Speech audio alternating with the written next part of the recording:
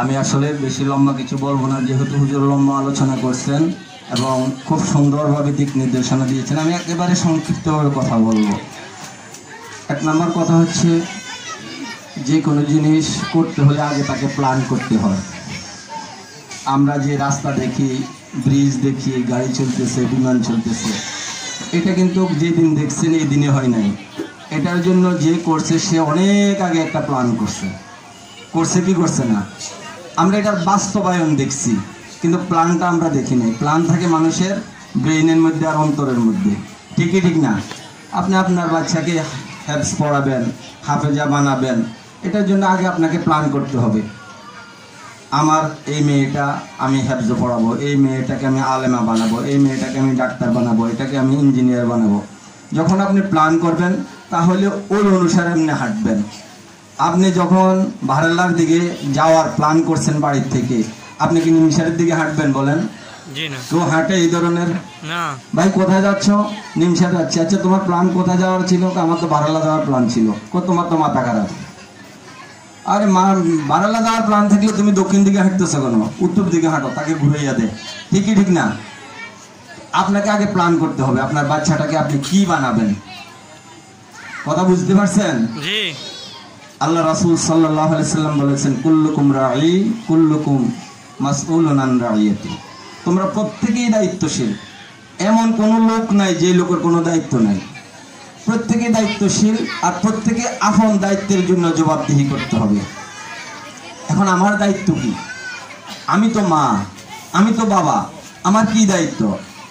বলা হয়েছে যে কোনো পিতা যদি তার সন্তানের দুনিয়াকে সাজানোর কাজে লাগিয়া, দুনিয়ার ব্যস্ততার কারণে দুনিয়াকে সাজাতে গিয়া তার আখিরাতকে ধ্বংস করে দিল, সে বাবা হলো ওই সন্তানের জন্য সবচেয়ে বড় শত্রু।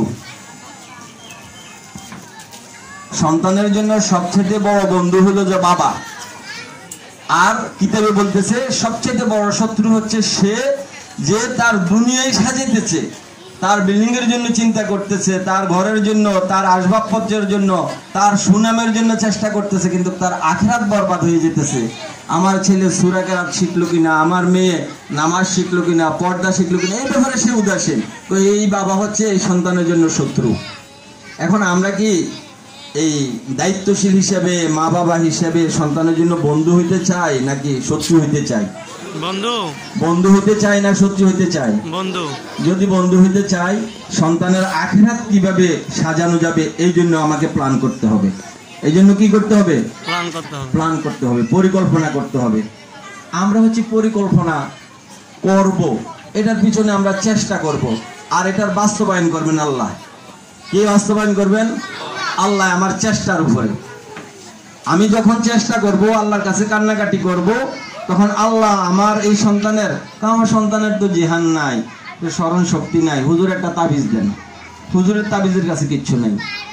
হ্যাঁ, রাত্রে তাহাজ্জুদ পড়ে আল্লাহর কাছে কান্নাকাটি করেন, আল্লাহ আমার এই সন্তানটাকে আমি যোগ শ্রেষ্ঠ একজন সন্তান হিসেবে দেখতে চাই। আল্লাহ করে দিবেন। কে করে দিবেন? আল্লাহ। আল্লাহ করে দিবেন। বলছি কোনোদিন বলেন এইভাবে আল্লাহর কাছে কোনোদিন বলছি চোখের পানি ফালাইয়া? জি না, বলি নাই। এটা আমাদের ব্যর্থতা। এটা আমাদের কি ব্যর্থতা। আজকে পরিকল্পনা করেন যে আমি যতদিন বেঁচে থাকবো অতদিন আমার সন্তানের জন্য আমি দোয়া করব, রাত্রের গভীরে আল্লাহর সাথে আমি কথা বলবো। কে দিবে বলেন? আল্লাহ। আল্লাহ দিবে। আমার মেয়েকে হাফেজা বানিয়ে দিবে, আমার মেয়েকে আলেমা বানিয়ে দিবে, আমার মেয়ে যুগ শ্রেষ্ঠ সন্তান হবে। অন্যের সন্তান যখন আপনার সফলতা অর্জন করে, আমার কাছে একটু কেমন কেমন লাগে। হায় রে, আরে যার সন্তানটা সফলতা অর্জন করছে তার সাথে আপনি আলাপ করে দেখছেন যে তার সন্তানের পিছনে সে কতটুকু সময় দিচ্ছে? কথা বলেন, আলাপ করছেন কোনোদিন? জি না। যে আপনার সন্তানটা কিভাবে লেখাপড়া করছে, কতটুকু সময় দিচ্ছেন আপনার সন্তানের পিছনে, তার কিভাবে খেয়াল করছেন? কথা বুঝতে পারছেন? এই জন্য আপনারা যারা হাফেজা বানানোর জন্য আল্লাহ বানিয়ে দিবে চিন্তা ভাবনা আছে, তারা আমাদের এই সমাবেশের পরে যখন সমাপ্তি হবে তখন আপনারা আমাদের সাথে একটু বসবেন, আপনাদের সাথে আমাদের কথা আছে। হ্যাঁ, 2 নম্বর কথা হচ্ছে বাচ্চাদেরকে মক্তবে পাঠাবেন। বলে এই কথাগুলি যে বারবার, এই কথাগুলি প্রয়োজনীয়, এগুলি তো বারবারে বলবে। প্রয়োজনীয় জিনিস মানুষ বারবার খেয়াল রাখে, রাখে কি রাখে না? কথা বলে না, রাখে কি রাখে না? রাখে। তাই এই কথাগুলির তো প্রয়োজন, ঘুরাইয়া গাড়াইয়া পৃথিবীতে এই কথাগুলি দরকারি। মক্তবে পাঠাবেন, কোথায় পাঠাবেন? আচ্ছা বলেন তো, আপনারা এখানে কে আছেন যে আমার সন্তানটা মক্তবে গেছে কি গেছে না, সন্তানটা মক্তবে রেগুলার যায় কি যায় না, সন্তানটা কি পড়তেছে, এই ব্যাপারে ওস্তাদের সাথে আমি আলাপ করছি। কে আছেন এমন একজন? করছি? করে নেই। ও আমাদের দেশের মধ্যে গ্রাম্য একটা ভাষায় কথা বলে, দাদা কইছে বাঞ্চ দান, বানতে আছে ও দাদান, ও দাদানে তো চাল হয় না, কিন্তু দাদা জন কইছে বানতে আছে। আমি যখন মুসলমান মুক্তবে যাইতো না, কই যাইব?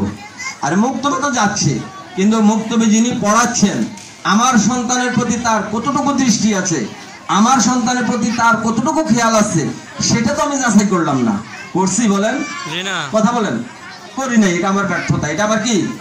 এই জন্য আমার সন্তানকে আমি মুক্তবে দিয়া খবর নিব, একদিনও যাতে মুক্তবে আমার ছেলে অনুপস্থিত না থাকে, আমার মেয়ে অনুপস্থিত না থাকে। দেখবেন এটার একটা রেজাল্ট 1 বছরের পরে পাবেন। রেজাল্ট তো সাথে সাথে পাইতেন না। আর একটা লাউ গাছ যদি আপনি লাগান মাটির নিচে, এই লাউ গাছটার থেকে এই দানাটা থেকে গাছ হইতে তো 3-4 দিন লাগে, লাগে কি লাগে না? আর লাউ ধরতে তো আরো অনেক সময় লাগে, লাগে কি লাগে না? আপনার একটা বাচ্চা সঠিক দিন শিখবে, এটা আজকে দিয়ে কালকে ভেজে নেবেন, প্রশ্নই আসে না। এই জন্য 1 বছর কমপক্ষে অপেক্ষা করবেন, এবং এই 1 বছর ওস্তাদের সাথে আপনারা কমিউনিকেশন রাখবেন, যোগাযোগ রাখবেন। রাখলে ওস্তাদও আপনার বাচ্চার প্রতি খেয়াল রাখবে, আর আপনি এটা থেকে ভালো একটা রেজাল্ট পাবেন। পাঠাবেন তো? যোগাযোগ রাখবেন তো? ইনশাআল্লাহ। আরেকটা বিষয় হচ্ছে, আমরা এখানে বাচ্চাদেরকে রাত্র পড়াই। কেন পড়াই? এটা শুরু লগ্ন থেকে। আমি একবারে শুরু লগ্ন থেকে চিন্তা করলাম, আমার তো কোনো কাজ নাই, ইমামতি চাকরি হলো যাই, ইমামে যে নামাজ পড়ে মুসল্লিরা সেই নামাজ পড়ে নাকি? ইমাম হয়তো আগে দাঁড়ায়, মুসল্লিরা পিছে দাঁড়ায়, নামাজ কিন্তু সমান, টাইমও সমান, ঠিকই ঠিক না? তা বাকি সময়টা কি করা যায়? আমি এই বাচ্চাদেরকে নিয়ে একবার আমার শুরু লগ্ন থেকে আমি বসে থাকতাম, বাচ্চাদেরকে বাড়ি থেকে ধরে ধরে আনতাম, ঠিকই ঠিক না? না মানে এই কথা বলতেছি। এখন বাচ্চাদেরকে আপনাদের সন্তান আপনারা যদি না দেন, আমি কতক্ষণ ধরে আনবো বলেন? কতক্ষণ পর্যন্ত আমি ধরে আনবো? এই জন্য আপনারা বাচ্চাদেরকে রাত্রে পাঠাবেন। আর এখন বাড়িতে কোনো লেখাপড়া নাই। আপনি যদি বলেন যে না আমার বাড়িতে লেখাপড়া হয়, আমি বলবো যে এটা ভুল কথা বলতেছেন। যে বাড়ির মধ্যে টাচ মোবাইল আছে সেই বাড়ির মধ্যে আবার পড়ালেখা করতে গিয়ে আসে, যে বাড়ির মধ্যে টাচ মোবাইল আছে সেই বাড়িতে লেখাপড়াটা করতে গিয়ে আসে। লেখাপড়া তো সে টাচ মোবাইলের ভিতরে ঢুকেই দিয়েছে, দুনিয়ার যা কিছু আছে, ঠিকই ঠিক না? কথা কয় না? গত কয়েকদিন আগে আমাকে এক মহিলা ডাক দিয়ে নিয়ে গেছে যে হুজুর আমার মেয়েটাকে আমি আয়েশা সিদ্দিকাতে ভর্তি করতে চাই। তো আমি তাকে একটু দিক নির্দেশনা দিলাম যে আয়েশা সিদ্দিকাতে আপনার মেয়ে কিসে পড়ে? ক্লাস 5-এ 6-এ উঠছে। আমি বললাম যে সে যদি কোরআন না জানে তাকে ক্লাস 1-এ ভর্তি করাই দিবে তারা। কোরআন যদি না জানে কোথায় ভর্তি করবে? তারা 1-এ ভর্তি করবে। তো 5-এর মেয়েটা 1-এ ভর্তি হলে সে লেখাপড়া করবে না, করবে? তার মনের মধ্যে একটা কি আসবে? চিন্তা এসে যাবে যে 5 বছরের লেখাপড়া তো আমার শেষ হয়ে গেল, সে লেখাপড়া করবে না, 2 দিন পরে আইয়া করবো, আমি টাকাও গেল, সময় গেল। অতএব কারণে তাকে এই যে সময়টা আছে রমজানের পরে না ভর্তি, এই সময়টাতে ভালো করে লেখাপড়া করান, কোরআনটার প্রতি তাকে খুব ভালোভাবে টিচিং দেন। এরপরে আপনি দেখবেন যে এই মেয়েটাকে তারা 5-এর মেয়েটাকে 6-এ ভর্তি করবে। কথা বুঝতে পারছেন? আসলে আপনার সাথে আলাপ না করলে তো এই জিনিসটা আমি বুঝতাম না। হ্যাঁ, এখন কথাটা যেটা আমি বলতে চাচ্ছি, আপনার বাচ্চাটা যে লেখাপড়া করতেছে না, আমরা তো জানি যে বাড়িতে কোনো লেখাপড়া নাই, আমরা তো মাদ্রাসাতে ঠিক মতো তাদেরকে ধরে রাখতে পারি না, আপনি বাড়িতে কিভাবে ধরে রাখবেন? এই জন্য মাদ্রাসায় পাঠিয়ে দিবেন, পরিবেশ